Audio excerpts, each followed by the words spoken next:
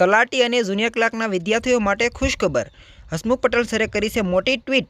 તલાટી કમ મંત્રી માટે કુલ 669 જગ્યાનું વેઇટિંગ લિસ્ટ અને જુનિયર ક્લાર્ક માટે કુલ 244 જગ્યાનું વેઇટિંગ લિસ્ટ મંડળ દ્વારા જાહેર કરવામાં આવેલ છે. ઉમેદવારોની જિલ્લા ફાળવણી અને રીસફિલિંગની જાહેરાત હવે પછી કરવામાં આવશે. તો ચાલો મિત્રો, હું તમને વેઇટિંગ લિસ્ટમાં તમારું નામ છે કે નહીં, કઈ રીતનું ચેક કરવું એ તમને શીખવાડું.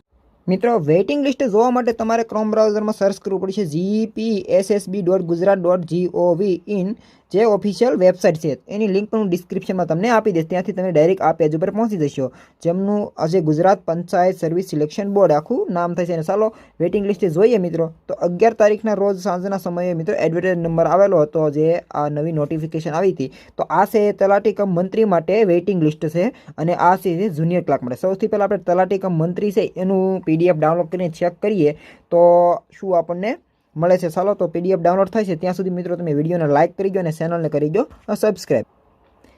PDF મિત્રો ડાઉનલોડ થઈ ગયા. અહીંથી કરું છું હું ઓપન, અને જો આ જે Gujarat panchayat service selection board waiting list છે, જેમાં થોડાક નિયમો લખેલા છે, એ તમે પણ વાંચી શકો છો. આપણે નિયમો નથી વાંચતા, એ તમે ખુદ વેબસાઇટમાં જઈને ચેક કરી શકો છો તમારા માટે નિયમ છે. કારણ હું તો ખાલી તમને અપડેટ આપું છું, તો તમે જોઈ શકો આમાં શું શું કહેવામાં આવ્યું છે. ઘણું બધું કીધું છે. તમારે અહીંયા તમારું નામ ને બધું ચેક કરવાનું છે. અહીંયા તમારો ક્રમ છે, અહીંયા જે તમારો નંબર છે, ફાઇનલ મેરિટ લિસ્ટ નંબર છે અને સીટ નંબર છે. અહીંયા તમારું નામ છે, તમારી જેન્ડર છે, બર્થ ડેટ છે, કેટેગરી કઈ છે, અને તમારા કેટલા રાઇટનમાં માર્ક મળ્યા, અને એવું બધું અહીંયા અલગ અલગ પ્રકારના સેક્શન છે. કુલ મિત્રો જોઈએ તો 600 ને આ તલાટીમાં 669 જેટલો આ લોકોનો વેઇટિંગ લિસ્ટમાં વારો આવ્યો છે અને લીધેલા છે. તો તેમને જે પણ લોકોનો વારો આવ્યો એમને ખૂબ ખૂબ અભિનંદન, અને જે લોકોનો વારો નથી આવ્યો કોઈ વાંધો નહીં, નિરાશ થવાની જરૂર નથી. ફરીવાર નેક્સ્ટ ટ્રાય કરશો અને ફરીવાર તમારો વારો આવી શકે એવો મારા તરફથી તમને શુભેચ્છા. તમારા જે પણ મિત્રો હોય જે રાહ જોઈને બેઠા હતા વેઇટિંગ લિસ્ટની, એને જલ્દીથી વિડીયો શેર કરો, કારણ કે ઘણા બધાને હવે એમ થયું છે કે હવે વેઇટિંગ લિસ્ટ નહીં આવે, હવે આશા મટી ગઈ હતી. તો મિત્રો ફાઇનલી આવી ગયું છે. હવે જુનિયર ક્લાર્કનું ચેક કરી લઈએ.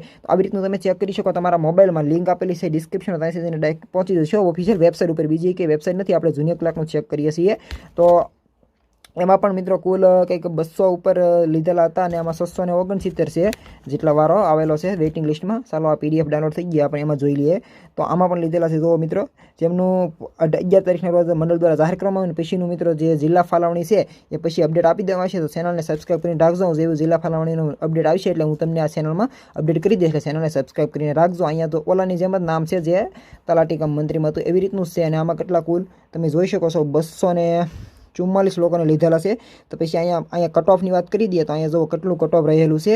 તો અહીંયા તમે ચેક કરી શકો. જનરલમાં મેલમાં 53 છે, SCBCમાં 53 છે, STમાં આ ફિમેલ માટે છે 37 છે. આ કેટેગરી વાઇઝ મિત્રો કેટલું એડિશનલ મેરિટ લિસ્ટ છે એનું ફાઇનલ છે, એનું કટ ઓફ કેટલું રહેલું છે.